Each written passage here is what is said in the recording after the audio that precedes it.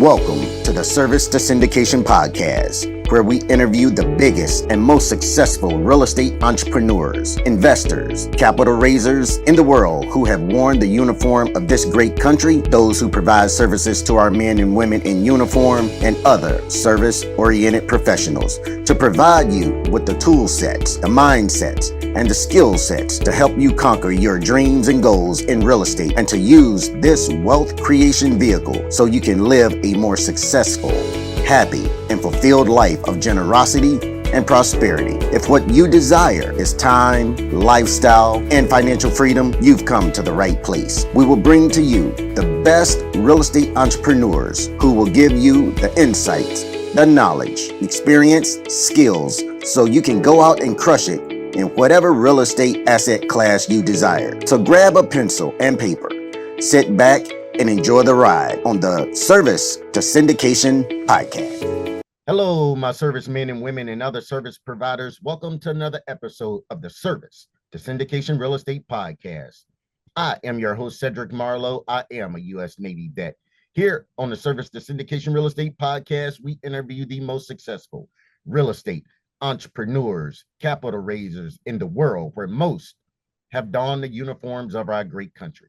We aim to provide the tool sets, the mindsets, and skill sets for you to achieve your personal and business goals while using real estate as a wealth creation vehicle to help you live a more successful, happy, and fun-filled life.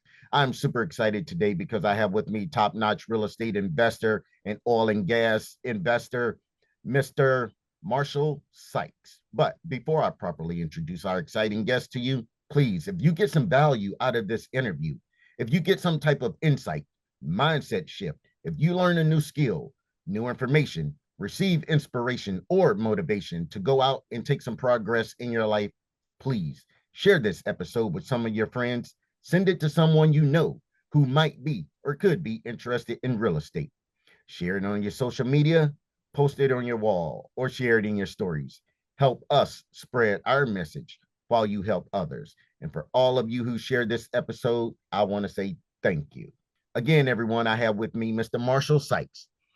He is a seasoned investor, capital raiser, retired Navy captain, and the founder and president of Capitano Investing Group. With over 30 years of leadership in construction, business management, and real estate investing, Marshall specializes in helping military veterans and engineers diversify their portfolios, create passive income, and reduce tax burdens through strategic investments in real estate, oil and gas, and pre-IPO opportunities.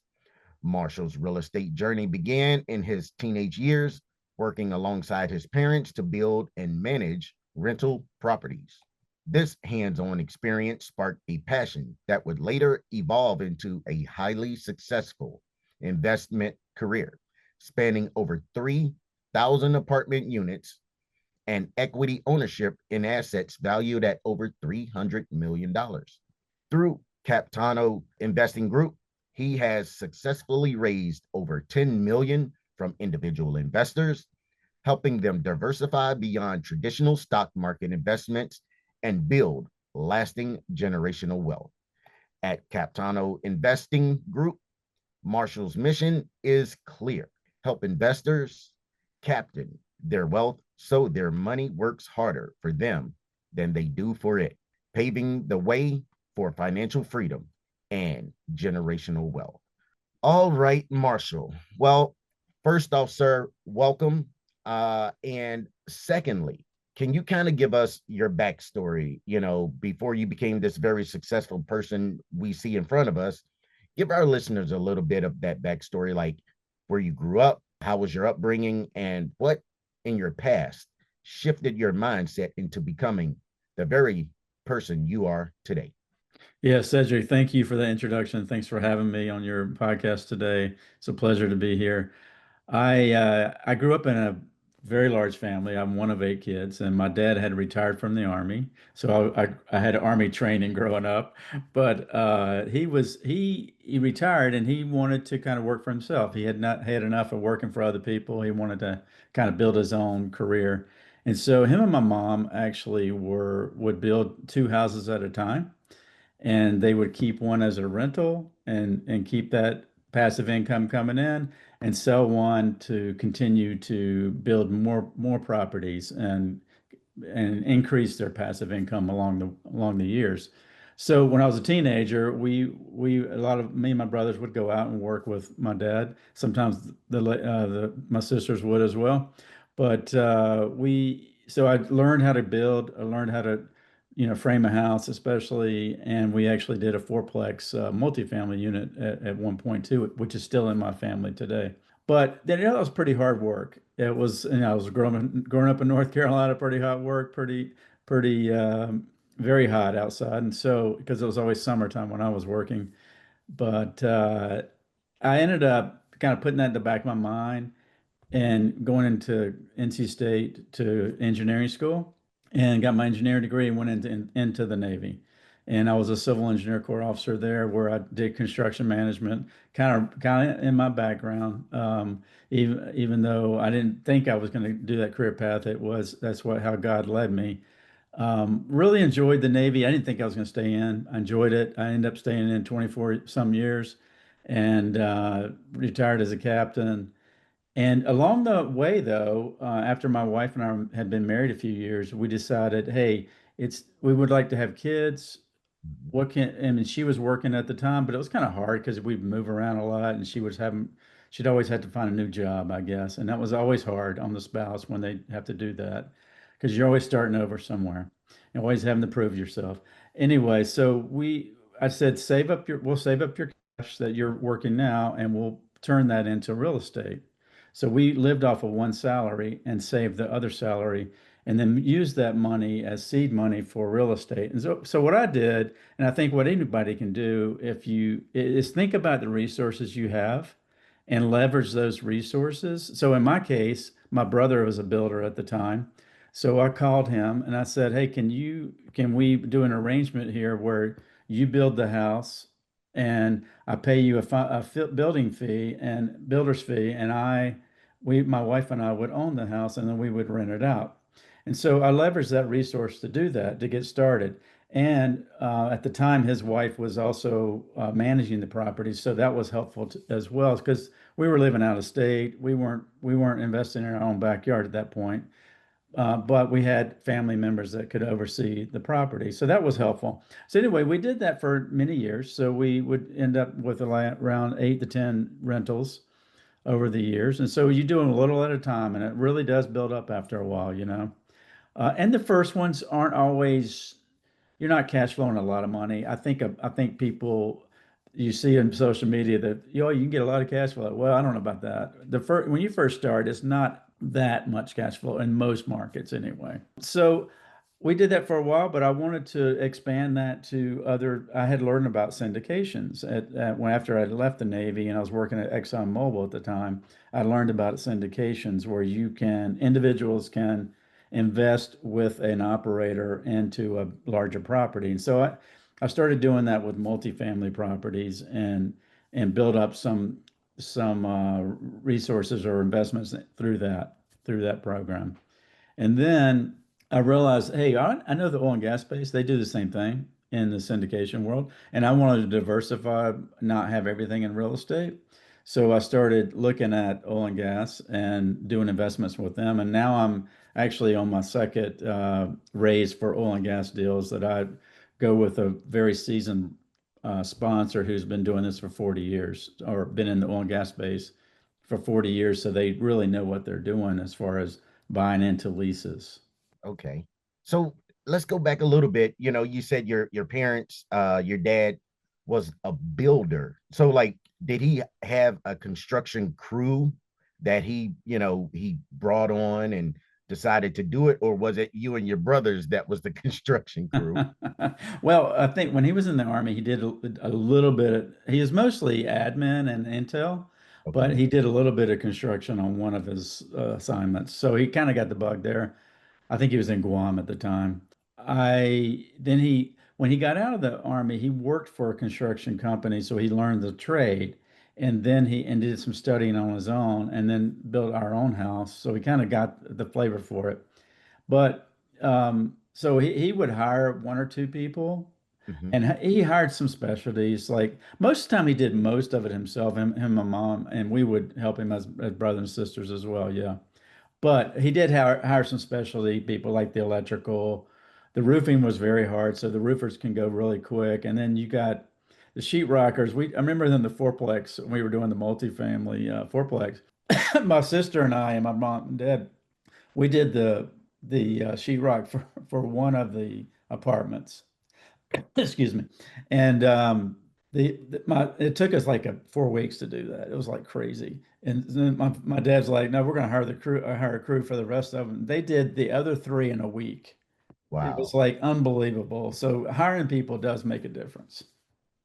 Yeah, definitely. Sometimes you have to pay the people with the trade, to save yourself time because as we both know in this space, time is money.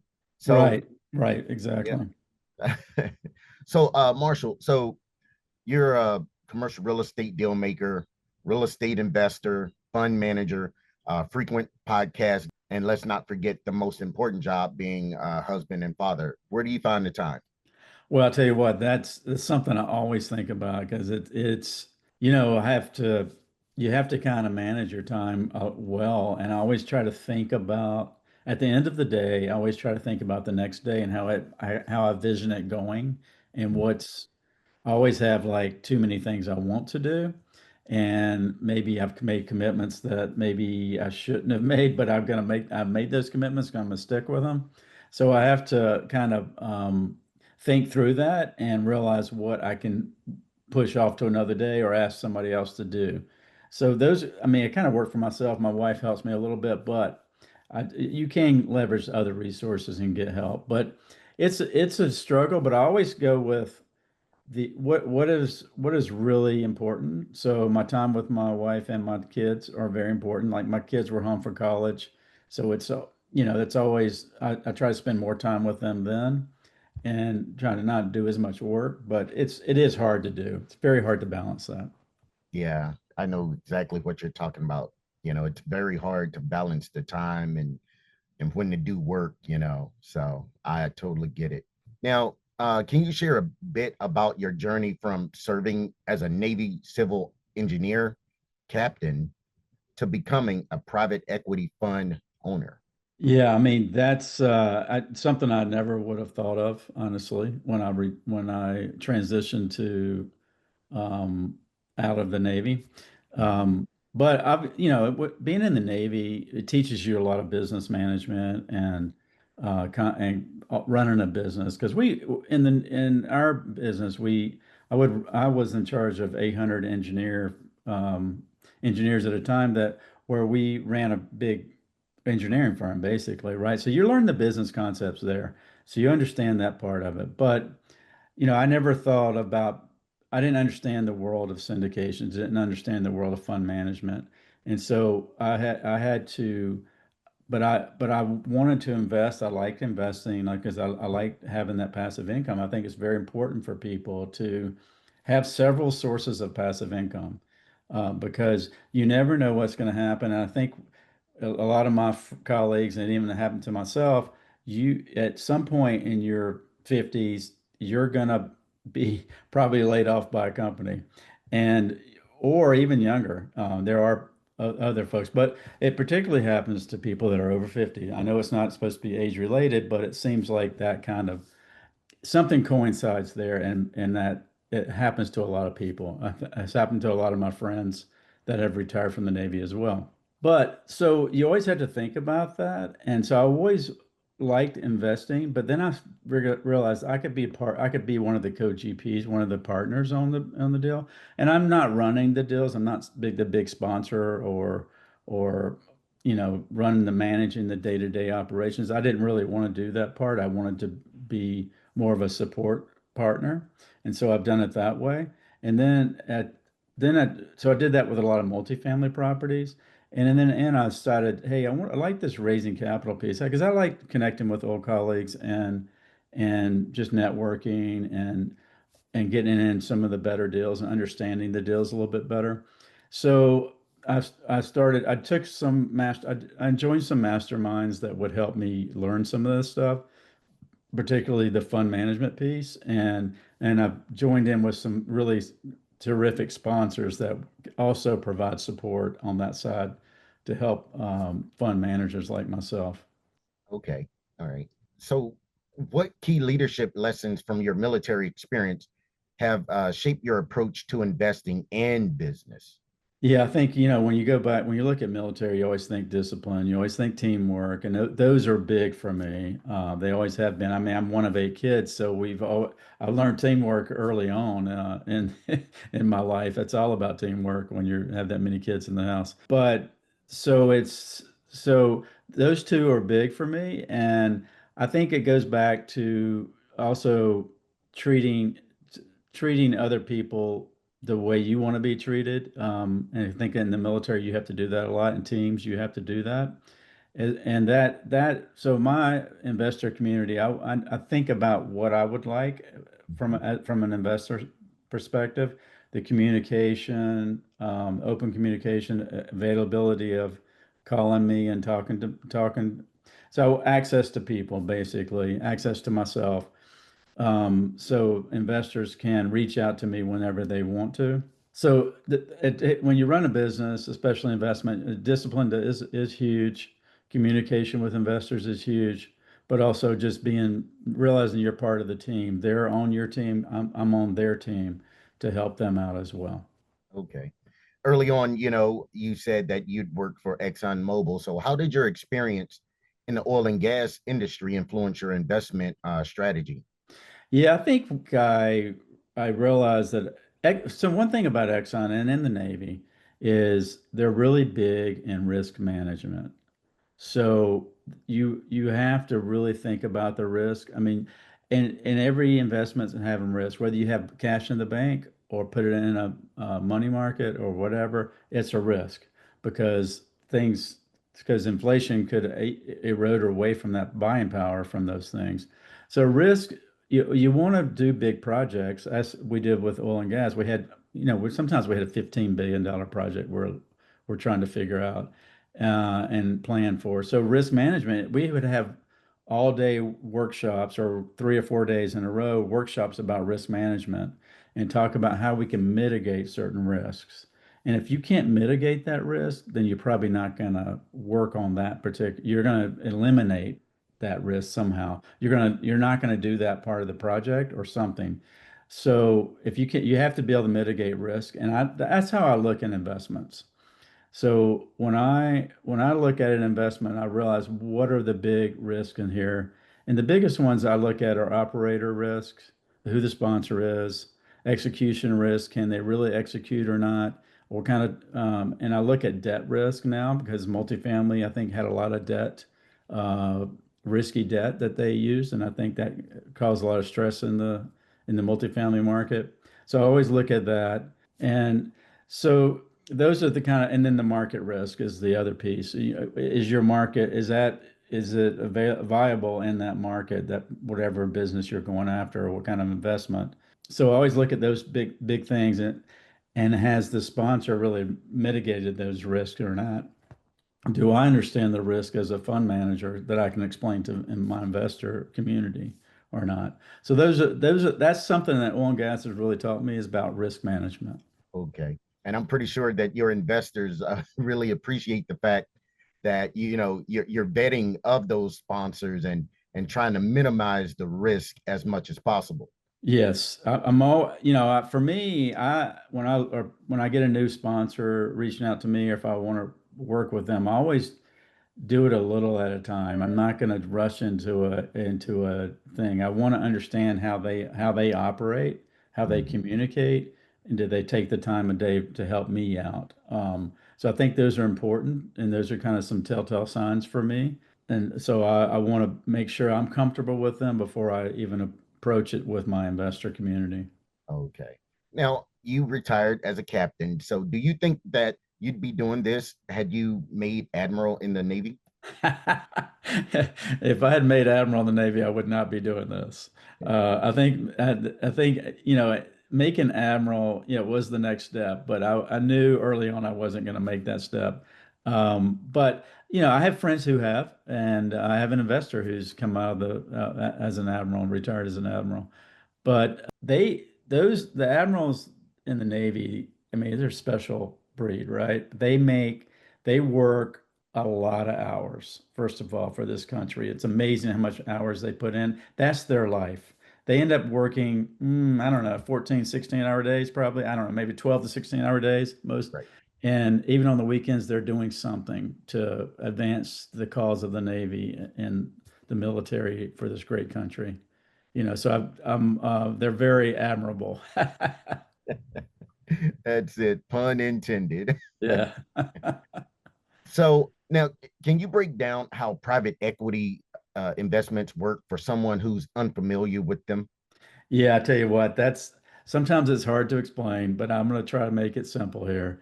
So what we're talking about here is syndication. So private investments is syndications in deals that are not part of the stock market. That somebody has put out, and they needs to raise some capital to make this business viable, or to buy to buy multifamily property, for example. So what they do is go out to hundreds of individual investors and ask them to invest in the deal. So essentially, we're pulling the money from hundreds of investors and raising, 10 million, 20 million, sometimes 75 million, like in our oil and gas deal. We're bringing in a lot of different individuals or family offices into a deal, and we're pulling that money together to buy into a deal, buy into a property. Okay.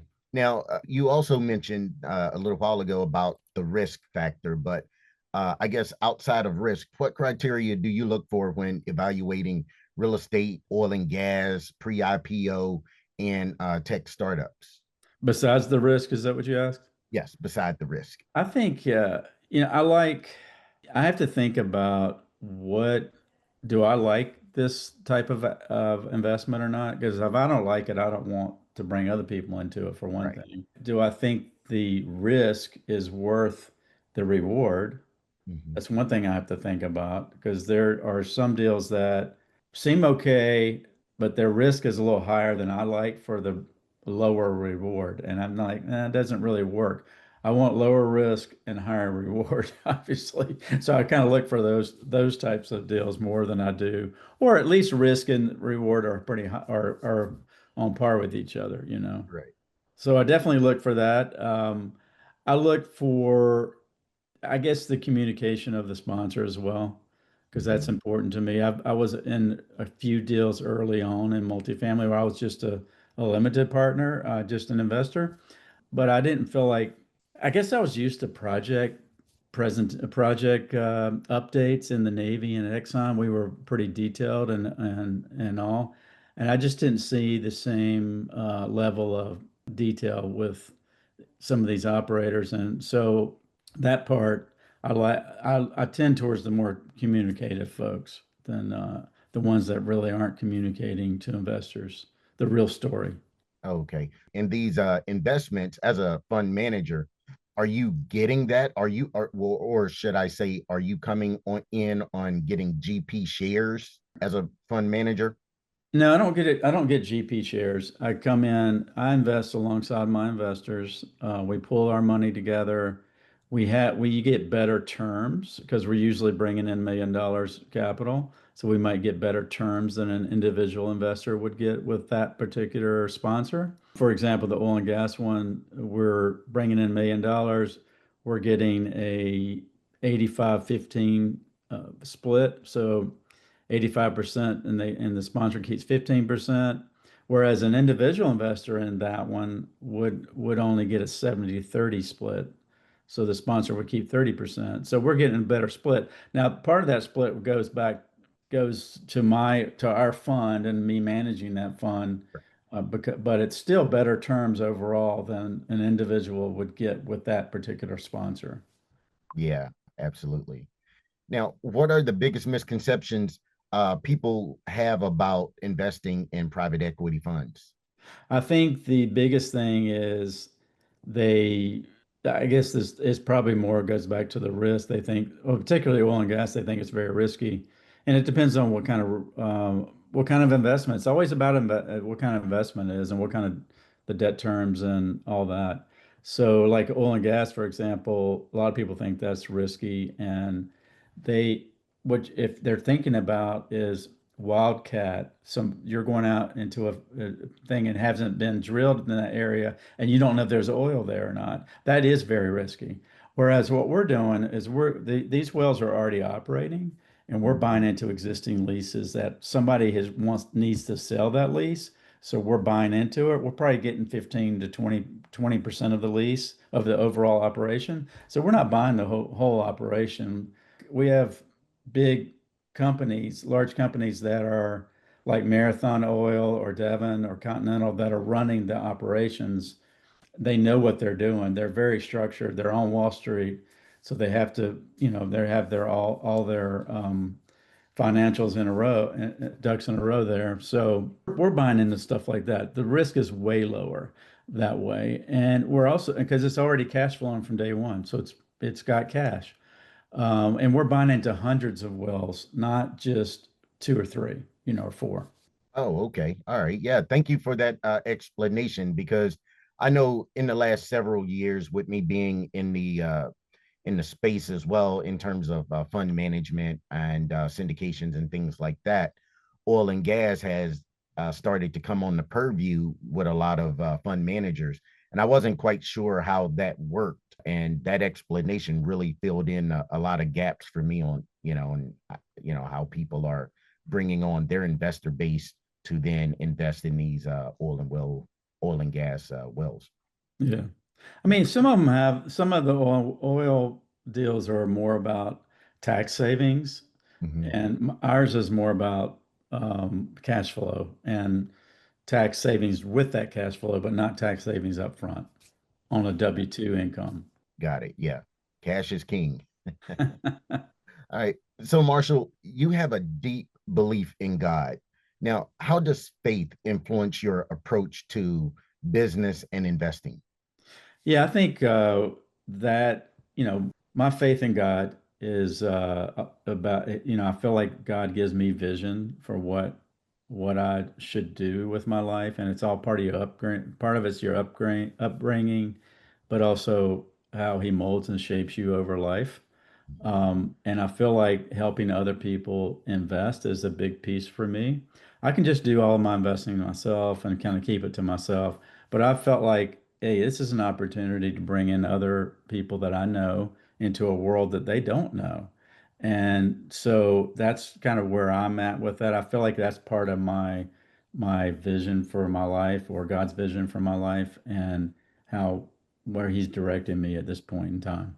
Yeah, I like that. Helping others to at least educate them on these type of investments and then also helping them out as well with cash flow or generational wealth and things like that's awesome. So now, how do you integrate ethical decision making and values into deals you pursue? Now, I probably kind of have an idea of how where you're gonna go with me being in the Navy and knowing how yeah, ethical decision making and things like that come into play from being in the military. But go ahead. So, how do you integrate ethical decision making and values into the deals you pursue?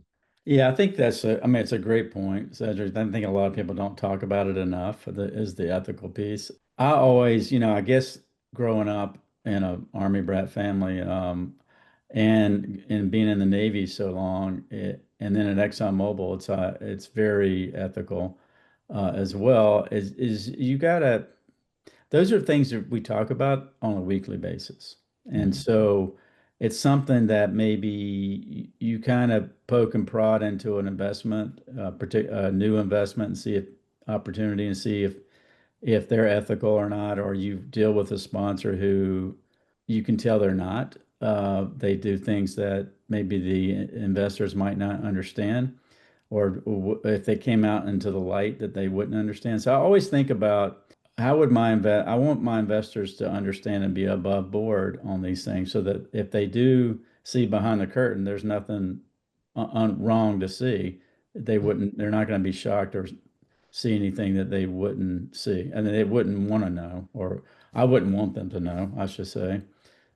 So that's how you kind of, I guess, growing up like that and being in the Navy and with Exxon, it's just it kind of reinforces that on a daily basis to me, and so I've tried to run my fund operation that way as well.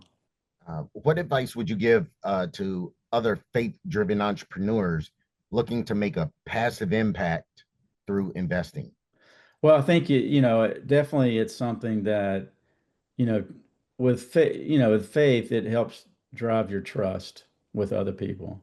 But you also you got to really it's got to be part of your vision or what God wants for your life. You can't just force it in. I think it's something you have to do some soul searching for, because raising capital is not fun. It's not always fun. It's not, there are some hiccups with it sometimes. And so you got to be able to realize that and lean on the faith that in your vision that this is what God has you at, because every investment is not going to work out like it says.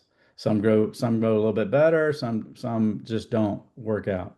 So you got to I think that's something that you got to understand when you go in and invest. All investments have risks, and business is risky in a lot of ways.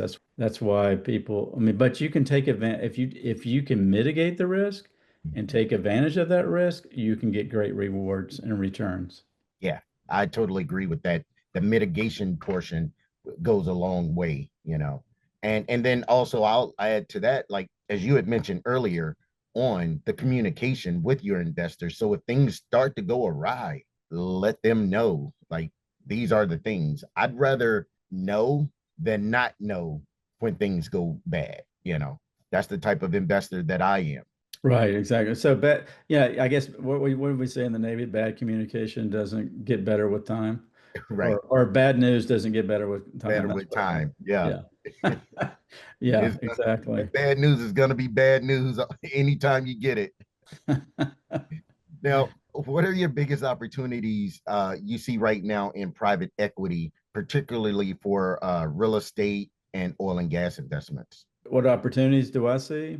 Yes. Do you see? Yes. I think, well, we talked about oil and gas a little bit, but the pre-IPO companies, I think there's opportunity there for what I've tried to do, and I think Cedric, you're in that same group with me, is that we don't, startups are risky. I think I've listened to some startup companies, venture capital funds, where they might invest in 100 companies and they realize that only one of them is going to make it. So it's like 1% chance. So I try to stay away from that, or do only have a 1 or 2% of your money in that kind of thing. Mhm. Whereas pre-IPO companies, so you either going for the startup companies, you're either going to probably most likely you're going to lose all your money, or you're going to get a really 100x return. Okay. But what we're trying to do in this pre-IPO company space is this company's already done the startup piece. They've made it past the death, I guess, the death piece, whatever they call that. And, but they're not ready to go to IPO. They're not viable. They're viable, but not scalable yet, I guess is a better term.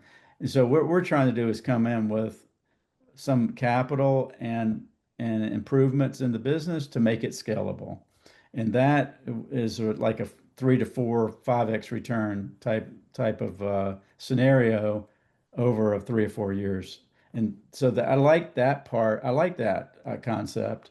And so we're working towards that in the first business that we're invested in right now. Another one I like right now is kind of popular is private credit funds. And so I'm launching a private credit fund here shortly.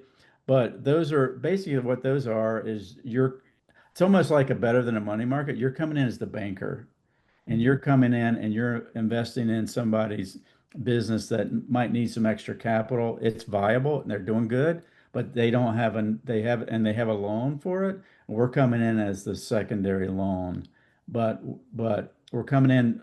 There's a lot of criteria that has to happen for us to come in and invest in that company. So that's another one and those returns are a lot better than money market returns or long-term savings. Yeah. And that's so funny. You even you mentioned that because that was going to be my next question. What role does lending and alternative financing play in your investment strategies? But yeah, you just laid it out quite well, and that has definitely become in this space a very viable product that a lot of people. I've seen a lot of people go into that private credit type market space. Yeah, I haven't put a lot of in my portfolio of late, but I may have a little bit in it. But I realized I need to have I did a portfolio analysis, and I thought I need to increase that a lot more than I have now. I kind of want to be in the 10 to 15% of my portfolio in the lending space. Yeah. And actually, with me, I'm doing it more so. I'm lending to basically a fund or investing, depending on how you look at it, investing into a fund that does that with a short term window of 6 to 12 months on a return. So yeah, that's definitely very prevalent in the space right now. Yeah, I have one that I'm investing in that's like 6 months, you're right, returns. And then another one that's you keep your money in at least 2 years. You have to keep it in at least 2 years, but then you can cash it out. But this is a more of a long term. That one's a more of a long term look at it. And Right. you can either get the cash flow or you can compound it. You can leave it in there and it'll compound with interest. So it's Nice. some good alternatives there. Oh, absolutely. So, beyond financial returns, what impact do you hope to make through your fund and investment approach? I think just to help people understand that having passive income and several sources of income is important to do a lot of things. You know, it makes you more comfortable, more options for you in the future. Whereas someone who gets my age can decide, hey, I have enough passive income. I understand this a little bit. I can retire when I'm ready to retire, or I can travel more, or I can help some other organization out, like some missionary piece that you're looking at, or some great cause that you would like to help more people out. Okay. So, along that line, what legacy do you hope to leave for communities and professionals you serve? Yeah, I think for me, that's great question there. I think when I invest in a multifamily property, I want to make sure that building up the community and making it feel like a home to people is very important in the business plan. So that was always something important to me. I think for legacy, I think for me, I want to make sure. I think a lot of people in America don't understand finances and don't understand how investing works, and I want to give people an option to that for private investments, not just the stock market, but private investments that they can see, touch, and feel and understand a little bit better. That's more of my legacy, just to be able to educate and open up that opportunity to people. Okay. All right. So, for my listeners who want to learn more about private equity investing, what steps should they take? Well, I think obviously listen to your podcast is a really good one. But Thank you. also just education. There's a lot of podcasts and stuff on YouTube as well, but there's a lot of resources that people have that, like you and I probably have resources that they can look at and kind of absorb. But also join an investment club somehow. Join an investment community, and they're going to give you some kind of educational resources that at least give you some mindset pieces that you can understand and kind of build on into it before you even invest, you know? Yeah, I totally agree. Investing yourself first, investing your education, and that goes a long way. But hey, Marshall, man, it's like you and I, we could sit here and talk about fund managing, private equity, and oil and gas like all day. But hey, we both have things that we have to do. So, uh, well, Well, Marshall, there is a resource on my that if somebody really wants a resource for me, they can go investwiththecaptain.com, and they can download a free playbook on private investments. So they can get a little education part there. Okay, like that. Well, Marshall, it's been a blast having you as our guest today. As we close out, please tell our listeners where we can learn more about you, get in touch with you, and learn about all the fabulous things you have going on right now. I think the best way to learn about me and to get in touch with me is connect with me on LinkedIn. That would be the best way to do it, and then we can go from there. Awesome. Marshall, again, I want to thank you for your time today and all the wisdom you have provided to my listeners. It's greatly appreciated. And I want to thank you, our fans, for tuning in to the service, the Syndication Real Estate Podcast, where we want to add value to you and your investing business. Please tune in to our next episode where we will interview another fantastic investing professional. See you next time.